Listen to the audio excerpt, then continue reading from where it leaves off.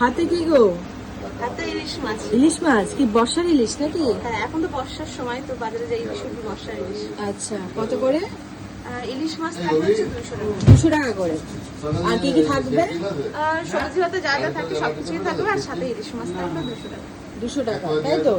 মানে 200 টাকা ইলিশ মাছ পাওয়া যাচ্ছে কালীদির হোটেলে, তাই তো? আর কি কি আছে আজকে?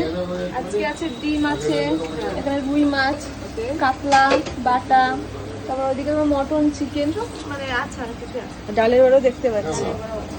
মানে এটা কি সবসময় থাকে নাকি? ডালের বড়া সবসময় থাকে। আর মাটন থালি কত করে? 150 টাকা, এক পিসতে 90। আর চিকেন থালি চিকেন 80। 80 টাকা। মানে কয় পিস থাকে? 2 পিস। আর 4 পিস? 4 পিসতে 120 টাকা। 120 টাকা। মানে মোটামুটি সব রান্নাই প্রতিদিন থাকে, তাই তো? কিছুই হয়।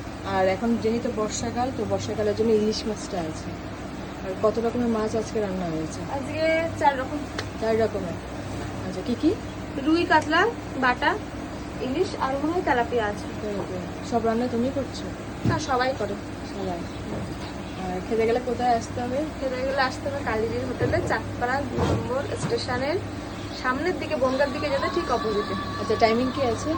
টাইম আমরা সকাল 7টার দিকে খুলি, তো আচ্ছা। কাজবাজ শুরু করতে করতে রাত 8টা, 8:30 বেজে যায়। আর রাত 10:30 পর্যন্ত ব্রেকফাস্ট পাওয়া যায়? চা না, রুটি। রুটির সাথে তোমার হচ্ছে চাটা, যেটা আমরা নিজেরা খাই, তো এই জন্য বলে ফেললাম। রুটির সাথে তোমার ঘুগনি হয়, ছোলার ডাল হয়, আলু ভাজা, বা অনেক সময় আমরা ভাতের জন্য যে সবজিটা করি ওটা দিয়েও অনেকে খাই।